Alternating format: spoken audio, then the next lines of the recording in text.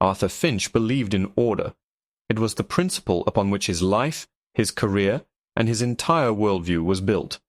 His corner office, encased in glass, was a testament to this belief. From his leather throne he surveyed the main floor of the Sterling National Trust's flagship downtown branch. A cathedral of commerce he ruled with an iron, albeit manicured fist. The marble floors gleamed under the recessed lighting, polished to a mirror shine. The mahogany teller stations were aligned with geometric perfection. Even the hushed whispers of the clientele seemed to follow an unwritten code of decorum.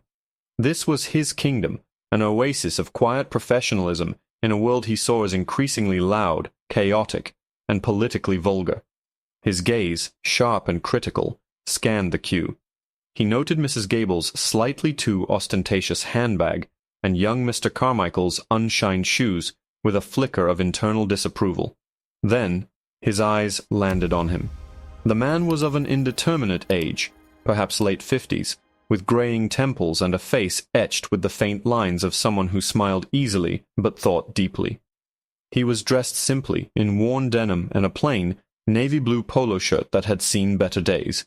He looked utterly unremarkable, a piece of driftwood in Arthur's pristine river of commerce, except for the hat. It was a simple baseball cap, the same shade of blue as his shirt. Embroidered on the front in clean white sans-serif letters was a single word: vote. Arthur's blood, which usually flowed with the cool, steady rhythm of a metronome, began to prickle with heat. He knew what that hat meant, that specific shade of blue, that stark, imperative command. It wasn't a nonpartisan encouragement of civic duty. Oh no, it was a dog whistle, a passive-aggressive banner for the other side. It was the uniform of the people who wanted to upend the very order he cherished, the people whose policies he railed against nightly while watching his preferred news network. To bring such a symbol into his bank was not just poor taste, it was a provocation, an attack. He watched as the man approached the teller window, his demeanor calm and patient. He smiled warmly at the young woman, Maria, and began his transaction. Arthur's jaw tightened. He couldn't allow this. Sterling National Trust was an institution of financial neutrality. Its hallowed halls were no place for political grandstanding. He, Arthur Finch, was the guardian of that neutrality. It was his duty to act. A surge of righteous energy coursed through him. This was a moment of principle. He wasn't just a bank manager. He was a sentinel standing against the erosion of decency. He smoothed his silk tie, the knot a perfect unyielding Windsor, and rose from his chair. His reflection in the glass was stern, authoritative. He was ready. He strode from his office, his hard-soled Italian loafers clicking with sharp, purposeful reports on the marble. The sound turned heads. Tellers paused, their fingers hovering over their keyboards. Customers in line shifted their weight, sensing a change in the atmosphere. The man in the blue hat, however, seemed oblivious as he slid a deposit slip under the glass. "Sir," Arthur began, his voice low but carrying the unmistakable edge of command. "Excuse me, sir."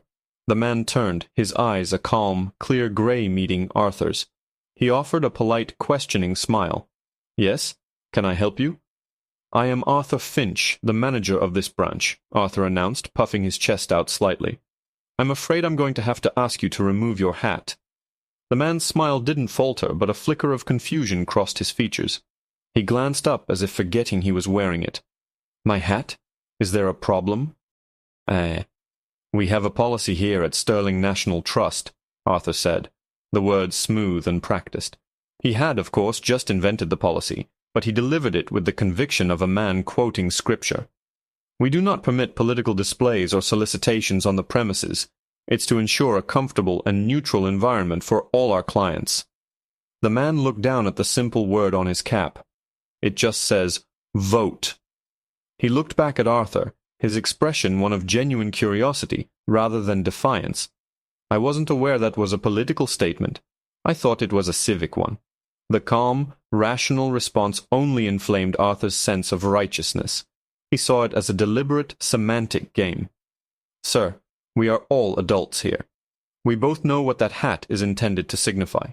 It is a partisan symbol, and it has no place in my bank."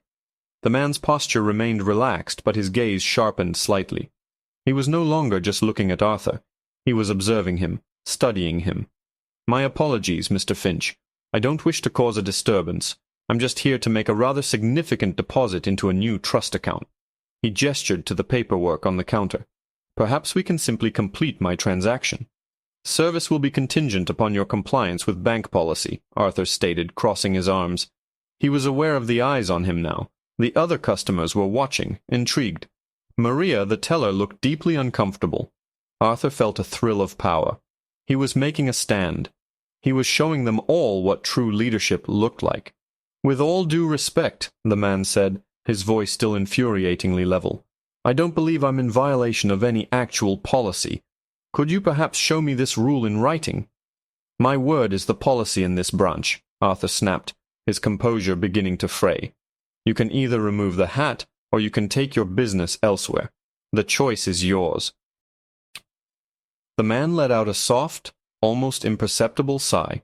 He looked at Arthur, and for the first time Arthur saw a hint of something other than calm in those gray eyes. It wasn't anger. It was disappointment.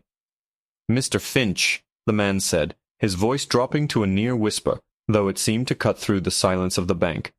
"I am giving you one final opportunity to reconsider your position. I strongly advise you to let me finish my business, and we can both forget this unfortunate interaction. You are making a profound and irreversible mistake." The quiet warning, delivered with such unnerving authority, should have given Arthur pause, but to him it sounded like a threat from a common man trying to puff himself up, a bluff. Arthur's ego, now fully engaged, would not allow him to back down.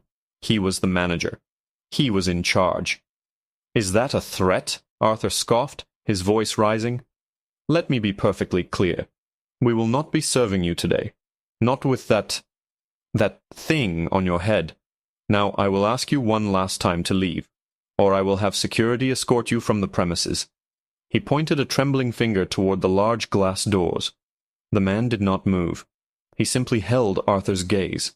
The quiet hum of the bank had given way to a thick, expectant silence. Then the man slowly reached into his pocket, and for a wild second Arthur wondered if he was reaching for a weapon. Instead, he produced a simple, sleek smartphone. He tapped the screen a few times, then lifted it to his ear. Arthur smirked. Who was he calling? The police? His lawyer? It didn't matter. "Helen, good morning," the man said into the phone, his voice as pleasant as if he were ordering coffee. "It's Tom Caldwell. Yes, I'm fine, thank you. Listen, I'm at the Elm Street branch. I seem to be having an issue with the branch manager. His name is—" He paused, glancing at Arthur's gleaming nameplate. "Arthur Finch." The name Tom Caldwell meant nothing to Arthur. But he saw Maria's eyes widen in her cubicle. He saw the senior loan officer, a man who had been with the bank for 30 years, suddenly go pale. A cold dread, slick and oily, began to seep into the pit of Arthur's stomach. "Yes, that's the one," the man, Tom Caldwell, continued. "Could you do me a favor and patch me through to Richard Sterling's personal line? Thank you." Richard Sterling, the CEO, the man whose portrait hung in the boardroom, a near mythical figure who ran the entire multi-billion-dollar corporation from the penthouse of a skyscraper 1,000 miles away. Arthur's heart stopped. His carefully constructed world began to tilt on its axes. A moment later, a voice, tinny but powerful, crackled from the phone's speaker. "Tom? Is everything all right? It's not like you to call me in the middle of the day." "Everything is fine, Richard. I'm just standing in one of your branches," Caldwell said calmly, "and the manager here is refusing to serve me." "What?" The CEO's voice boomed, laced with disbelief. "Refusing to serve you? Why in God's name would he do that?" Tom Caldwell held the phone out slightly, his gray eyes locked on Arthur's, which were now wide with dawning horror. "He can tell you himself. The issue seems to be my hat." Arthur Finch felt the blood drain from his face. His legs felt weak. The smug self-righteousness evaporated, replaced by a nauseating wave of panic. He stared at the unassuming man in the simple blue hat, a hat that now seemed to burn with the intensity of a star. "Mr. Finch," Caldwell said, his voice devoid of malice, a simple statement of fact. "Meet Richard Sterling. Richard, meet Mr. Finch, the manager of this branch." "Finch?" the CEO's voice barked from the phone. "What is the meaning of this? You're refusing service to Thomas Caldwell?" Arthur opened his mouth, but only a dry, croaking sound emerged. "Answer me, man."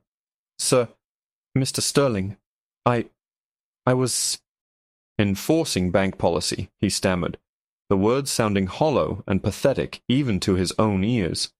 "What policy?" Richard demanded. "The policy about humiliating our founder and majority shareholder? Thomas Caldwell is Sterling National Trust, you idiot. His investment group took this bank public 25 years ago. He still sits on the board and controls a 40% stake. He practically owns you and everything in this building." The world swam before Arthur's eyes. The marble floor seemed to fall away. Every ounce of his perceived power, his authority, his righteous indignation was stripped away in that single, brutal revelation. He was a groundskeeper who had tried to eject the king from his own castle. He looked at Mr. Caldwell, who was watching him with that same calm, disappointed expression. There was no triumph in his eyes, only a profound sadness. The CEO's voice was cold as ice on the phone.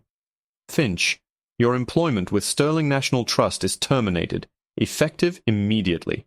Pack your personal belongings. A security detail will be there in 5 minutes to ensure you vacate the premises. Do you understand?"